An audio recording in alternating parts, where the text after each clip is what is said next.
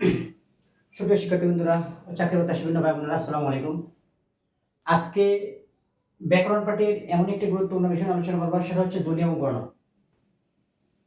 আমরা সবাই তো ধ্বনি এবং বর্ণ সম্পর্কে মোটামুটি একটা অবগত আছি। এখন কথা হচ্ছে যে স্পর্শ বর্ণ। স্পর্শ বর্ণ কি? স্পর্শ বর্ণ কোনগুলো? ক থেকে ম পর্যন্ত এই ব্যাকরণে এই 25টি বর্ণকে বলা হয় স্পর্শ বর্ণ। বাংলা ব্যাকরণে ক থেকে ম পর্যন্ত 25টি বর্ণকে বলা হয় স্পর্শ বর্ণ। 25টি বর্ণকে আবার 5টি বর্গে ভাগ করা হয়েছে। যথা খ, খ, ঘ, ঘ, ঙ। এই যেহেতু বর্গের প্রথম হচ্ছে খ, ছোট হচ্ছে কি বলতে পারি আমরা খ বর্গীয়। ছ, ছ বর্গীয় জ, ঝ, ঞ। এটা বলতে পারি আমরা কি ছ বর্গীয়। ঠ, ঠ, ঢ, ঢ মূর্ধন্য। এটাকে আমরা কি বলতে পারি? ট বর্গীয় বলতে পারি। থ, থ, ধ, ধ দন্তন্য। এগুলাকে আমরা বলতে পারি থ বর্গীয় বলতে পারি। ফ, প, ব, ব, ম। এগুলাকে আমরা কি বলতে পারি? এটা হচ্ছে কি প বর্গীয়।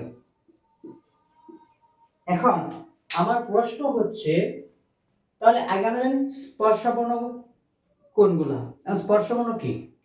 স্পর্শ বর্ণ হচ্ছে যে ধ্বনিগুলো বা যে বর্ণগুলো উচ্চারণ করার সময় ফুসফুসতাড়িত বাতাস বাকযন্ত্রের বিভিন্ন অংশে স্পর্শ বা বাধা পায়, সেগুলো হচ্ছে কি স্পর্শ বর্ণ। অর্থাৎ যে বর্ণগুলো উচ্চারণ করার সময় ফুসফুসতাড়িত বাতাস বাকযন্ত্রের বিভিন্ন অংশে বাধা পায় বা স্পর্শ হয়, সেগুলো হচ্ছে কি সেগুলোকে কি বলে? স্পর্শ বর্ণ। এখন আমরা জানবো যে খ থেকে ম পর্যন্ত 25টি বর্ণের বিভিন্ন পরিচয় জানবো আমরা। যেমন খ থেকে ম পর্যন্ত এগুলোকে বলা হয় খণ্ড বর্ণ বলা হয়। ছ থেকে ঞ পর্যন্ত এগুলোকে বলা হয় তালব্য বর্ণ বলা হয়। ঠ থেকে মূর্ধন্য পর্যন্ত এগুলো বলা হয় কি মূর্ধন্য বর্ণ বলা হয়। থ থেকে দন্তন্য পর্যন্ত বলা হয় কি দন্ত বর্ণ বলা হয়। প থেকে ম পর্যন্ত এগুলো কি বলা হয়? এগুলোকে অষ্টবর্ণ বলা হয়।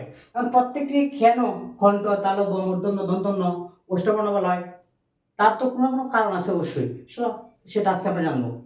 খণ্ড খ, খ, গ, ঘ, ঙ এগুলো উচ্চারণ করার সময় খণ্ড খ কণ্ঠে চাপ পড়ে, সেগুলোকে বলে কি কণ্ঠবর্ণ। তালব্য ছ, ছ তালুতে আঘাত করে। ছ, ছ, ছ, ছ ঐকার জ ঞ এগুলোকে তালব্য বর্ণে তালুতে আঘাত করে, সেজন্য এগুলোকে বলা হয় কি তালব্য বর্ণ বলা হয়। এখন যদি আমরা বলি মূর্ধন্য, ট, ঠ, ড, ঢ মূর্ধন্য, সেগুলোকে বলে মূর্ধন্য বলা হয়।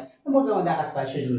থ, থ, দ, দ দন্তন্য, সেগুলো দন্ত মানে দন্ত তো আমরা সকলে বুঝি। দন্ত মানে কি দাঁত, এটা তো আর আমাদের নতুন ভাবে বলতে হয় না। দন্ত মানে এই বর্ণগুলো উচ্চারণ করার সময় আমার দাঁতে থ, থ আর দাঁতে আঘাত করতে হয়, সেগুলো সেজন্য এগুলো বলা হয় দন্ত বর্ণ বলে। অষ্ট তো অনেকে আমরা এটা জানি, অষ্ট মানে টুট, প, প, ভ, ভ, ম এগুলো উচ্চারণ করার সময় কি টুট আঘাত করে প, প, ভ, ভ, ম, এজন্য এগুলো বলা হয় কি অষ্টবর্ণ বলা হয়।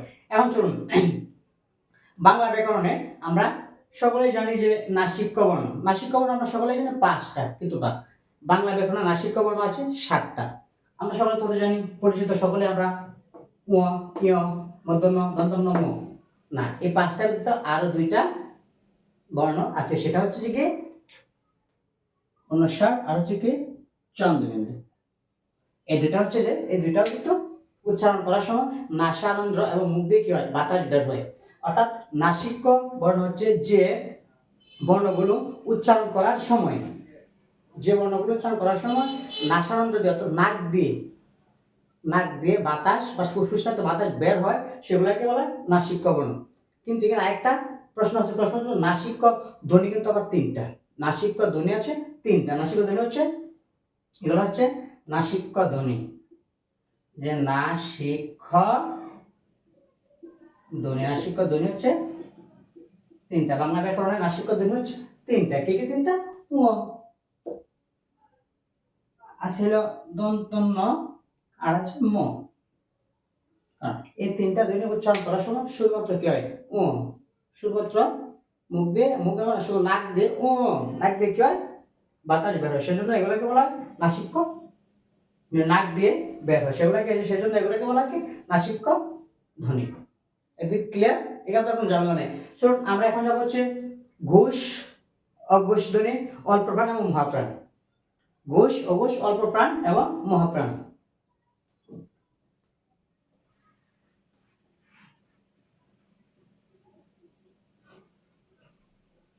আচ্ছা এখন আমরা প্রথমে জানবো যে ঘোষ ধ্বনি। ঘোষ ধ্বনি কাকে বলে? আমরা বলবো যে ঘোষ ধ্বনি, ঘোষ বা অঘোষ, অঘোষ ধ্বনি। আচ্ছা প্রথমে আমরা এটাই জানি, অঘোষটাই জানি। অঘোষটা হচ্ছে যে ধ্বনিগুলো উচ্চারণ করার সময় স্বরতন্ত্রী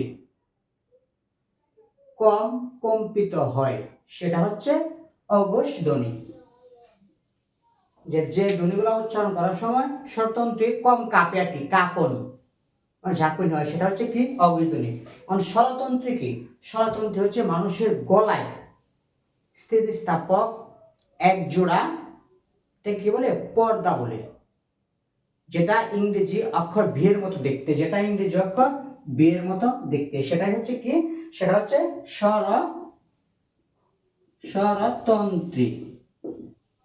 অর্থাৎ মানুষের গলায় অবস্থিত স্থিতিস্থাপক এক জোড়া কি বলে এক জোড়া পর্দা, যেটা দেখতে ইংরেজি অনেকটা ইংরেজি অক্ষর, এই ইংরেজি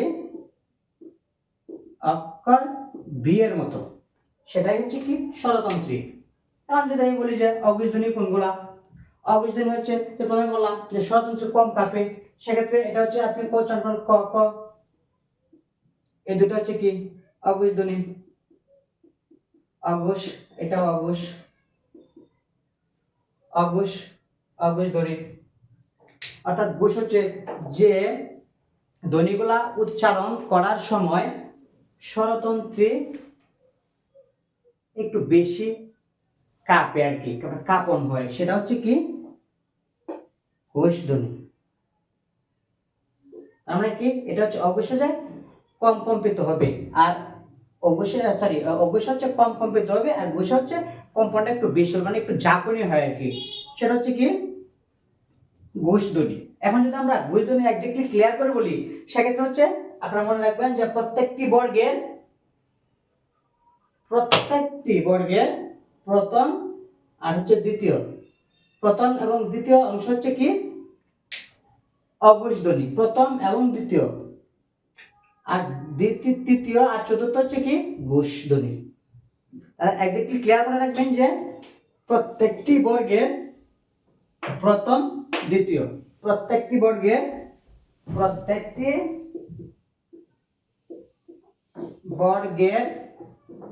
প্রথম ও দ্বিতীয়টি হলো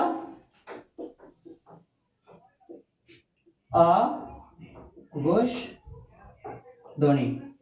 তাহলে প্রশ্ন তো আমরা ইজি হয়ে যায়, তাহলে যদি আমাদের প্রত্যেকটি বর্গের প্রথম এবং দ্বিতীয়টি হয় অঘোষ, তার মানে আমাদের ঘোষ হচ্ছে আমাদের একটি ক্লিয়ার হয় যে তাহলে তাহলে তাহলে আমাদের তৃতীয় ও চতুর্থটি হলো কি ঘোষ ধ্বনি। Exactly clear. অর্থাৎ আবার বলছি যে ঘোষ ধ্বনি, যে ধ্বনিগুলো উচ্চারণ করার সময় স্বরতন্ত্রী একটু বেশি কাঁপে মানে ঝাঁকুনি হয় উচ্চারণ করার সময়, আর বলা যে স্বরতন্ত্রীগুলো একটু ঝাঁকুনি হয় কম্পন হয় বেশি, সেটা হচ্ছে কি ঘোষ ধ্বনি। যেমন ঘ ঘ, এই গলাতে প্রেসার পড়ে বেশি। আর তাই বলি যে ক ক, তাহলে কি আমাদের গলাতে কম্পন কম হইতেছে, ঝাঁকুনি কম হইতেছে, সেক্ষেত্রে ক ক হচ্ছে কি অঘোষ, আর ঘ ঘ হচ্ছে কি ঘোষ ধ্বনি। তাহলে ঘোষ আর ঘোষ আমাদের এক্স্যাক্টলি ক্লিয়ার হয়েছে। তাহলে সেক্ষেত্রে প্রত্যেকটা, যেমন এটা এই প্রথম, এই দ্বিতীয়, তৃতীয় আর চতুর্থ, এটা হচ্ছে বর্গের প্রথম এবং দ্বিতীয় হচ্ছে অঘোষ। আর বলতেছি বর্গের প্রথম এবং দ্বিতীয় হচ্ছে অঘোষ, এটা কিন্তু অনেকের ঝামেলা হয় অঘোষ এবং ঘোষ নিয়ে একটা দ্বিধাদ্বন্দ্ব ফিল করে যে অঘোষ কি বর্গের প্রথম না চতুর্থ বা দ্বিতীয় বা তৃতীয় এরকম। সো আচ্ছা কনফিউশন আজকে দূর হয়ে যাবে যে প্রথম এবং দ্বিতীয়, প্রথম এবং দ্বিতীয়, প্রথম এবং দ্বিতীয় হচ্ছে কি, প্রথম এবং দ্বিতীয় হচ্ছে অঘোষ, আর তৃতীয় এবং চতুর্থ হচ্ছে কি ঘোষ। আর উমাইয়া এগুলো তো হচ্ছে কি নাসিক বর্ণ, হ্যাঁ। তারপরে উমাইয়া বলা যায়, এগুলো হচ্ছে কি অঘোষ বলা যায়। এগুলো উচ্চারণ করার সময় সমানতে কম কাঁপে। এখন ক্লিয়ার হচ্ছে যে আমি যদি বলি 1 মিনিট, আচ্ছা হ্যাঁ জাস্ট মিনিট। এখন তার মানে ঘোষ অঘোষ আমাদের শেষ। এখন আমরা আরেকটা যাব, সেটা হচ্ছে যে অল্প প্রাণ এবং মহাপ্রাণ। এইখানে একটু ঝামেলা হয়। যেমন অল্প প্রাণ, অল্প মানে কি আমরা বুঝি অল্প মানে তো কম, অল্প।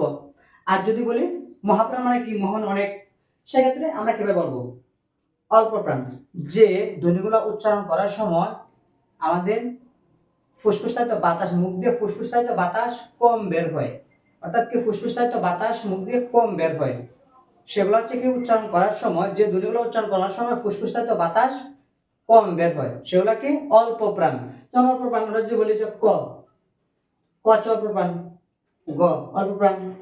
কিভাবে আমি যদি বলি একদম প্র্যাকটিক্যাল একটু বলি, ক কাঁপে না, যদি বলি খ তাহলে বেশি কাঁপছে, তার মানে কি এটা হচ্ছে কি মহাপ্রাণ। তার মানে অল্প প্রাণ, অল্প প্রাণ হচ্ছে অল্প প্রাণ, অল্প প্রাণ।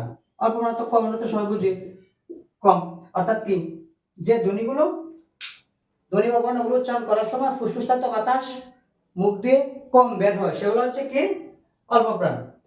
এখন অল্প মনে রাখবো যে প্রতি বর্গের প্রথম এবং তৃতীয়, প্রত্যেকটি বর্গের প্রথম এবং তৃতীয়টি হলো কি, তৃতীয়টি হলো অল্প প্রাণ। যেমন ক আর হচ্ছে কি গ, আর হচ্ছে মহাপ্রাণ, মহাপ্রাণ, মহাপ্রাণ, অল্প প্রাণ আর মহাপ্রাণ। আর মহাপ্রাণ কথা আমরা বুঝলাম, এগুলো হচ্ছে অল্প প্রাণ হচ্ছে যে উচ্চারণ করার সময় কি মুখ থেকে কি হয়, মুখ দিয়ে বাতাস কম বের হয়। আর হচ্ছে মহাপ্রাণ যদি বলি যে ধ্বনিগুলো উচ্চারণ করার সময় আমাদের ফুসফুসায়িত বাতাস মুখ দিয়ে বেশি বের হয়, যেমন সেগুলো হচ্ছে কি মহাপ্রাণ।